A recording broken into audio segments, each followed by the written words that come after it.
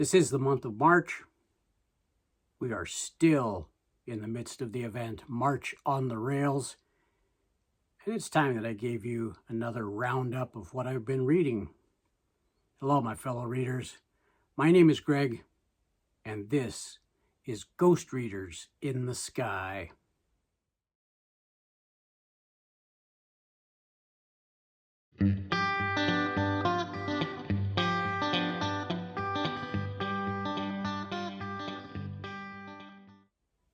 So as I continue my reading for March on the Rails, I have today 2 short stories and a novel that I want to talk about. The first short story I want to talk about is written by Ralph Ellison. It was found as part of some of his early stories, found posthumously, and has been published in a couple of different collections. The one that I got is edited by John Callahan. There we go. And it's called Flying Home and Other Stories by Ralph Ellison. The story that I set out to read is Hymie's Bull. Ellison spent some time in his late teens, early 20s, riding the rails as a hobo, looking for work. This was in the early 1930s. During the Great Depression, there were no jobs, and especially even fewer jobs for black workers. And so this story is about a group of black hobos, about 10 of them, and they're riding in boxcars. This is a wonderful companion to Jack London's The Road. Jack London, of course, that's a full set of stories and essays, and so it covers a lot more time and territory. But they're doing this in about the same time. They're doing this at about the same age, and so it works really nicely. There are a few other train stories, but Hymie's Bull is about, so this is about a white man who is a hobo. He's called Hymie. He's from Brooklyn. And a bull is a railroad policeman. Maybe that's the best way to say it. Sometimes I call it a railroad mercenary. Somebody who's hired by the railroad to keep people off of the trains who haven't paid a ticket. And they just could be cruel, brutal, ugly. The railroad bulls, according to Ralph Ellison, were even harder on black hobos than they were white hobos, and they were pretty bad on white hobos. They just had an extra contempt for African Americans. So we've got Hymie, who ends up it's quite an adventure for a short story. He's on top of the train. He gets in a fight with a railroad bull.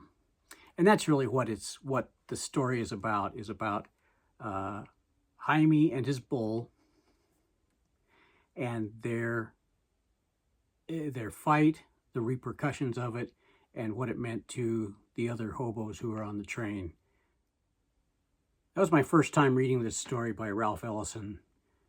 The next short story is a reread.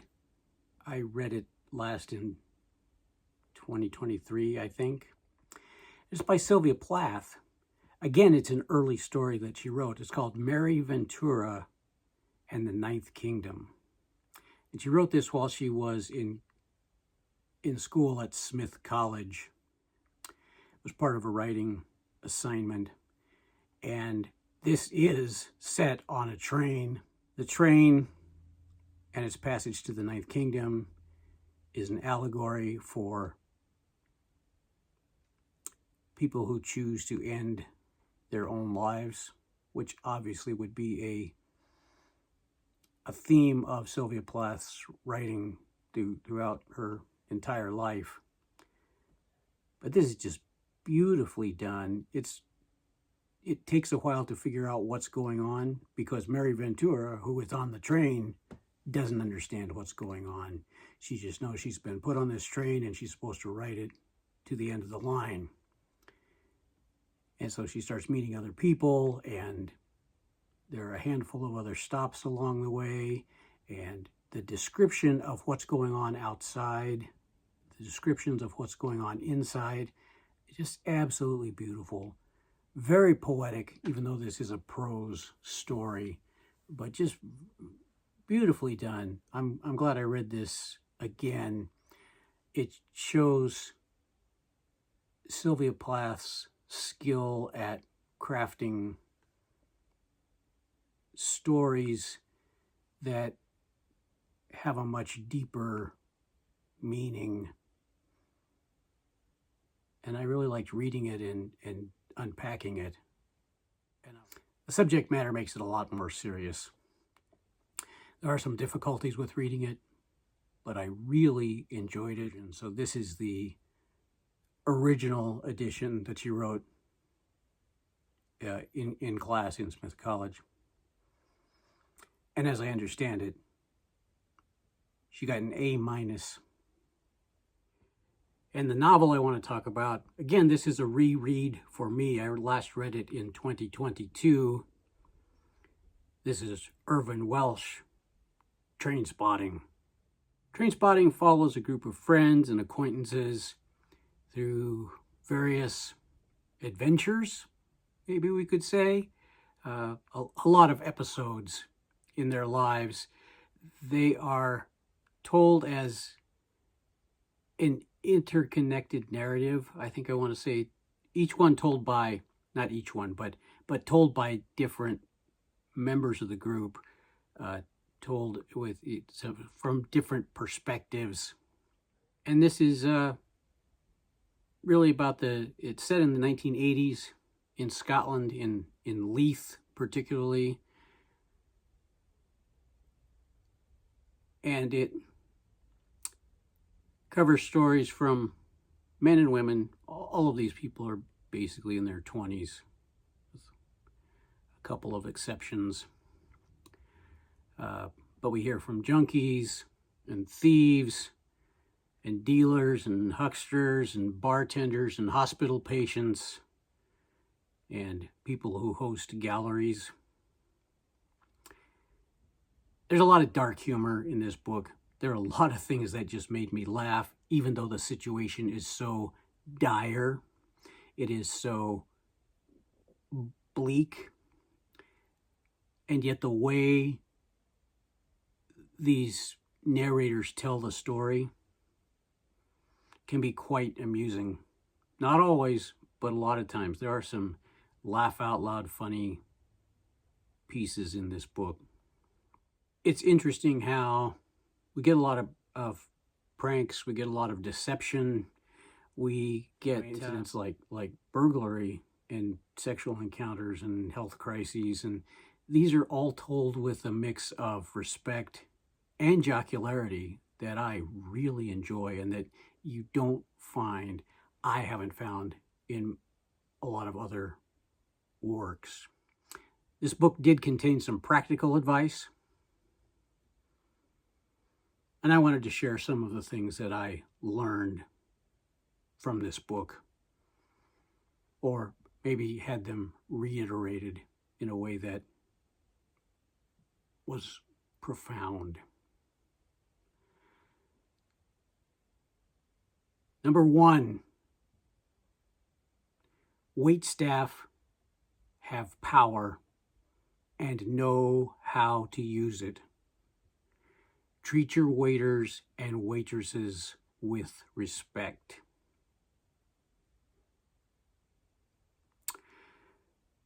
Number two,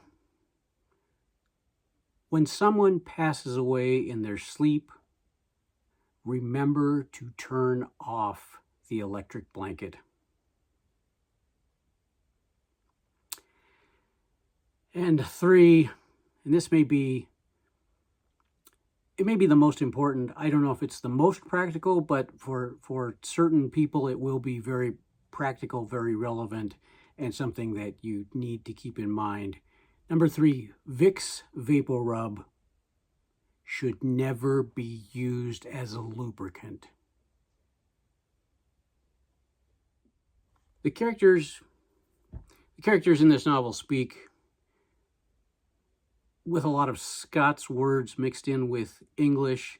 It is laced with the local color and the dialect of Leith in particular. And Welsh did not write this in formal Scots, like Robert Burns tried to do. And there are so many authors today who are writing in formal Scots. There is a Scots language council that helps define grammar and spelling and everything else for Scots. Welsh didn't pay any attention to that. He just wrote things phonetically, the way they sounded. And sometimes when you're just reading it, if you're not familiar with Scots, sometimes the words just don't make sense. Although I think if you read it out loud, that helps. Also, if you can find an audio version, and I listened to the one by Tam Dean Burns, and you read along with the audio, you can see exactly what the spelling is, what the pronunciation is, and it fits into the context of the conversation much better. On a side note, in 2018, the Scottish Book Trust conducted a readers' poll to identify the 10 best Scottish novels of the last 50 years. And the winner was Trainspotting. It edged out things like Janice Galloway's The Trick is to Keep Breathing. It edged out Ian Rankin's Black and Blue, and novels by Alistair Gray, Ian Banks, Alexander McCall Smith, and others. So highly regarded by readers in Scotland. Love it. It is irreverent in every way. It breaks all the rules of polite society. And I think that was a big part of what Irvine Welsh wanted to do.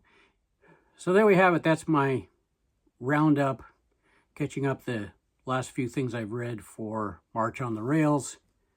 Short stories by Ralph Ellison and Sylvia Plath, Hymie's Bull and Mary Ventura and the Ninth Kingdom, respectively, and a novel by Irvine Walsh, Trainspotting. I will be back with a full roundup of March on the Rails and my experiences with this reading event. Thanks for watching today.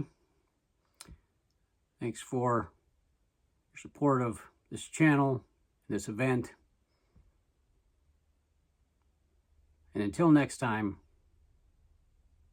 my name is Greg, and this is Ghost Readers in the Sky. Yippee!